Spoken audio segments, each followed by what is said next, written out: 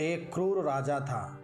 उसने अपने राजमहल में 10 खूंखार जंगली कुत्ते पाल रखे थे।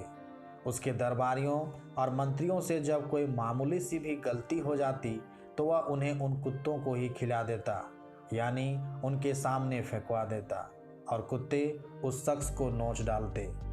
एक बार उस राजा के एक विश्वास पात्र और बहुत पुराने सेवक से एक छोटी सी भूल हो गई। राजा ने गुस्से में उसे भी उन्हीं कुत्तों के सामने डालने का हुक्म सुना दिया। उस सेवक ने रोते हुए राजा को अपने 20 साल की सेवा का वास्ता दिया, पर राजा ने उसकी एक ना सुनी।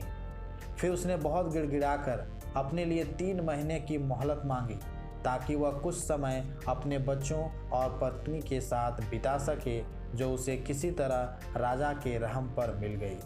अब वह आदमी उन खूंखार कुत्तों के रखवाले और सेवक के पास गया और उससे विनती की कि वह उसे सिर्फ 3 महीने के लिए अपने साथ काम करने का अवसर दे। किस्मत उसके साथ थी और बहुत विनती के बाद उस रखवाले ने उसे अपने साथ उन कुत्तों की देखरेख के लिए रख लिया।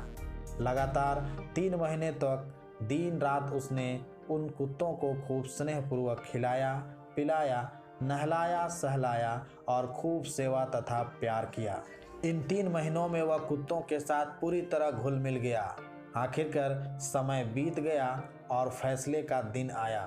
क्रूर राजा ने अपने सैनिकों से उसे उन कुत्तों के सामने फेंकने का आदेश दिया, लेकिन जैसे ही उसे कुत्तों के आगे फेंका गया, वे उस शख्स को पहचान गए और उसे चाटने लगे।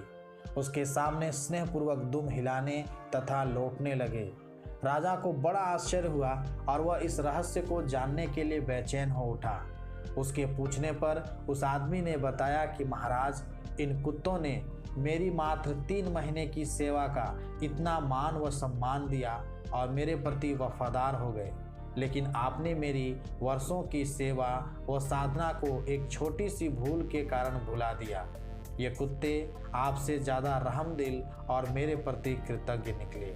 आज के दौर में इंसानों से कहीं ज़्यादा सहिष्णु ये बेजुबान है।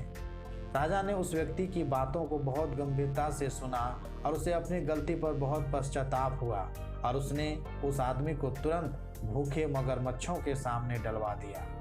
याद रखें, आखिरी फैसला हमेशा मैनेजमेंट या मालिक का ही होता है और उस पर कभी कोई सवाल नहीं उठाया जा सकता और ना ही रहम या रियायत की कोई उम्मीद की जा सकती है।